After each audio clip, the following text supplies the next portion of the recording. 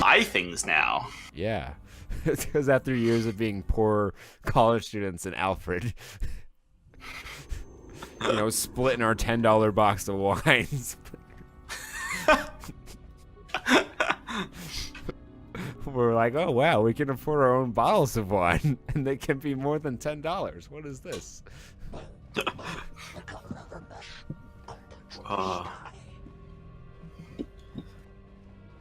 Junior year? All right, so you're almost done.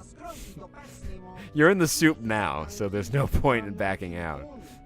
At least that's what I told myself every time I had a mental breakdown studying for finals. Yeah, the last 2 years of finals. Oh my god. It was just Lipke. It was 100% Lipke. Oh, don't bring up the avocados. Don't download my insecurities onto him. It's just such a general question. Just how are avocados in California? How's that doing?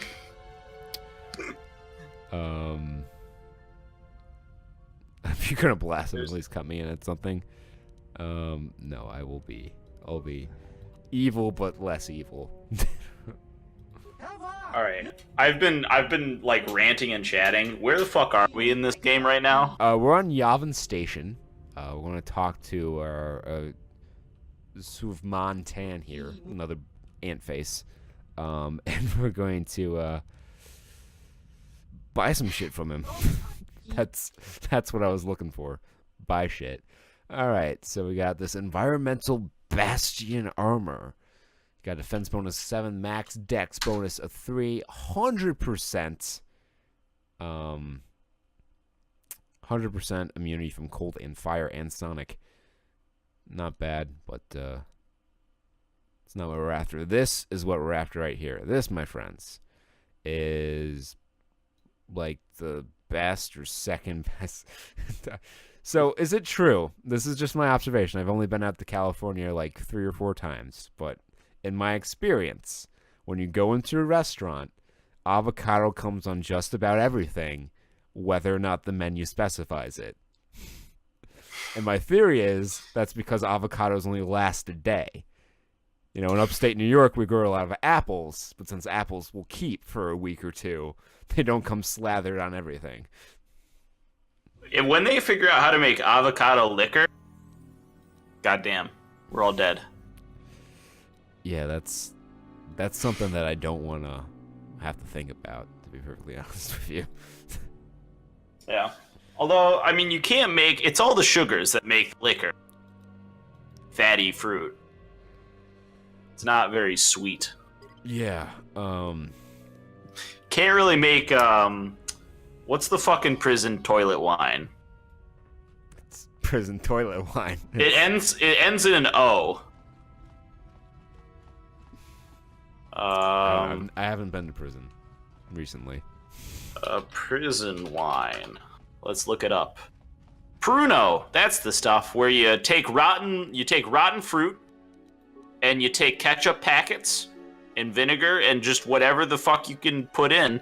You put it in a bag. You sit it in your toilet for about a month or 2 months or however long you can manage before you start getting the need for drinks.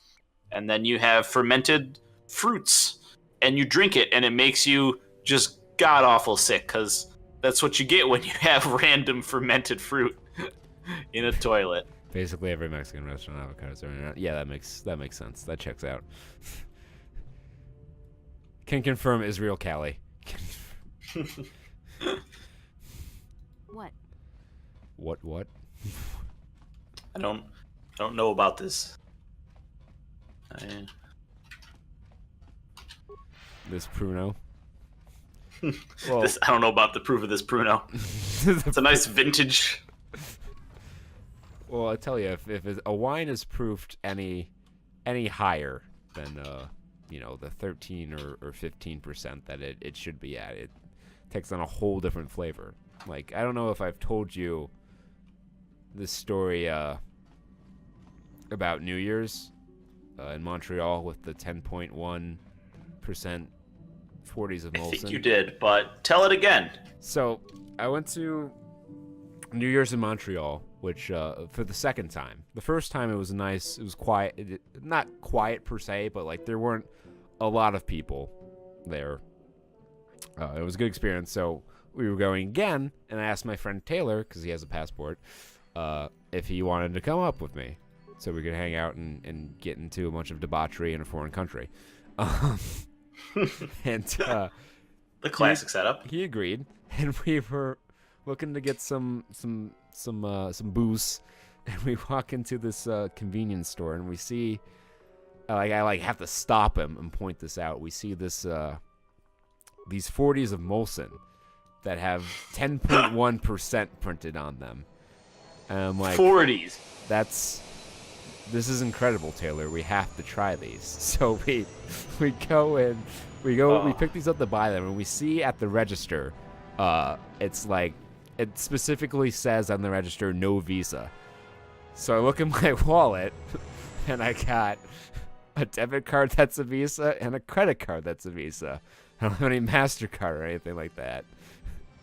And I have like $5 American. So I turned to Jeremy, like, you have any cash? And he's like, yeah. And he pulls out an American 20. And at this point in time, and I still think it's the case, the American dollar was a lot stronger than the Canadian dollar. So I turned to her, and she's like, I ask if she takes American, and he's like, yes. So I hand her the 20. Like, the total was like 15 for the two of these. We also bought some other shit. It was like 15 was her total. I hand her a US 20, and she hands me back a Canadian 5. And I stare at it, and I look back at her, and I'm thinking, this isn't really how this exchange rate thing works. But given the circumstance, I guess I'll let it slide. So we crack. You gotta open take these, it where you can get it. Yeah, we crack open these 40s, and hoping that there's no open container law in Montreal. And I take a swig of it, and I pull it back and look at it to make sure it is in fact beer, because it tasted almost like fortified wine. Because it has such a high alcohol content that the whole flavor of everything is thrown off.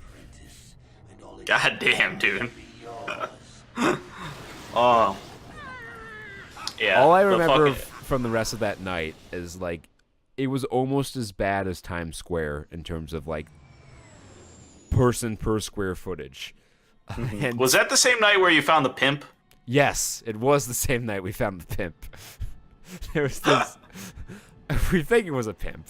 He was yelling French obscenities at this scantily clad woman. So I can only assume he's a pimp. I've never seen a pimp in real life, so I don't know for sure what they look like. I only know the stereotypical pimp from 70s television. But if I were a betting man, I'd bet that this guy was a pimp. So, other than the pimp, which was before we got these magic 40s, the only thing I remember from that night is Taylor and I pulling each other through this large crowd, like an army commercial, like the army music, the pam pam pam pick a ticket pam pam was playing in the background as we're pulling each other through this sea of humanity, the opposite direction of travel. That's hilarious. Coming in hard. Someone needs to get on those gun turrets. Take those fighters out before they report our position. Yeah, turret section again. Yeah, with cutscene. I never understood why they were called cutscenes, because they weren't cut; they were included in the game. I guess if they, if they had to cut the game to put in the scene, I guess that's Maybe. why. It seems like a bit of a stretch, but it's a better theory than I have right now, so we'll go with it. Yeah. Well, it's weird considering the first cutscene was in Ninja Gaiden, and that was before the game started, and then in between the.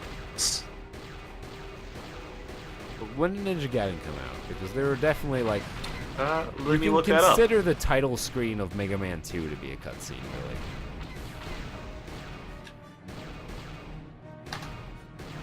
Ninja Gaiden, first one came out in 1988.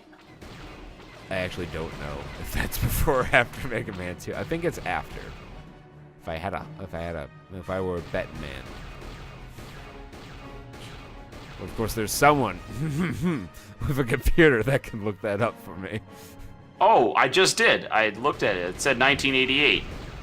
No, when did Mega Man 2 come out? Which Mega Man? 2. 2. Mega Man 2. We've got problems. We've flown to some kind of disruptor field. All my instruments are jammed. We've got massive overloads in the systems. December 24th, 1988. Okay, contemporaries. Hold on. This may be a rough landing. We've done it. That'd be funny if it were like the same day. Spooky. Oh no! It minimized again. It was doing so well for so long. Alright, well that wasn't so bad. Rough landings, Karth. What's the matter? You're flying like you've been on an all-night Parisian ale drinking binge. That disruptor field. Yes. Oh yeah, that Exactly. Parisian We made ale. it down in one piece. You got him If good I can't mission. find the salvage to make repairs. I want Mission, to be able to who, get the Evan Hawk airborne again. Has received zero attention. Like other than the time she was required to be in the party, she has not been in the party. For anyone just joining us, we are playing as the racists of this game.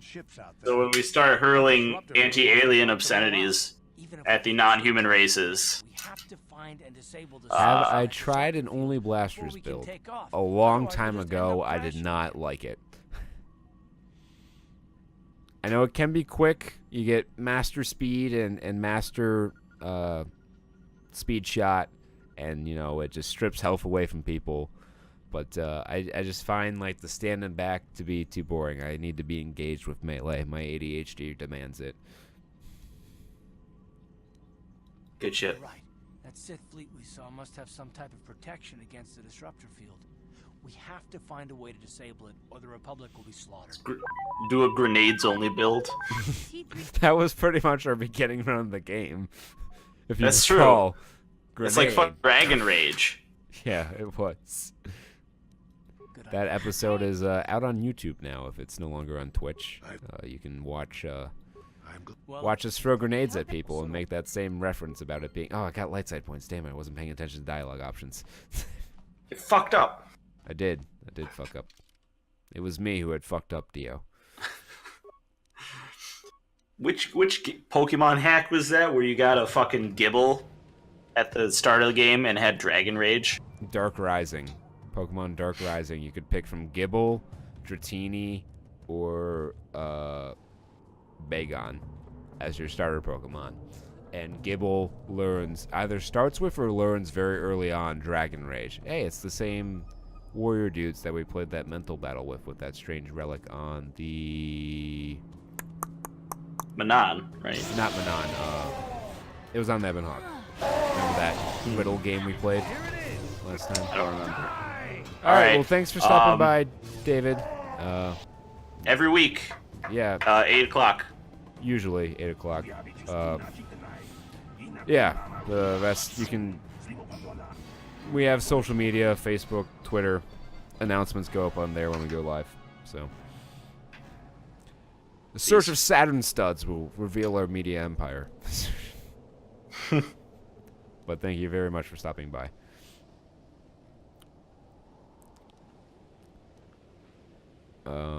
If I had known you were there, I would have waited a couple minutes.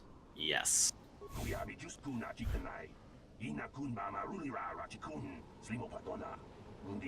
Now, do I kill him? Valorous. Haha, no. Actually, I'm not here to save you. Heel turn. Ooh, shit, boy. Here to finish the job they started. Haha, heel turn. I've redeemed myself. Ah, beautiful. They have no weapons. Gizak. Goddamn Gizak are everywhere.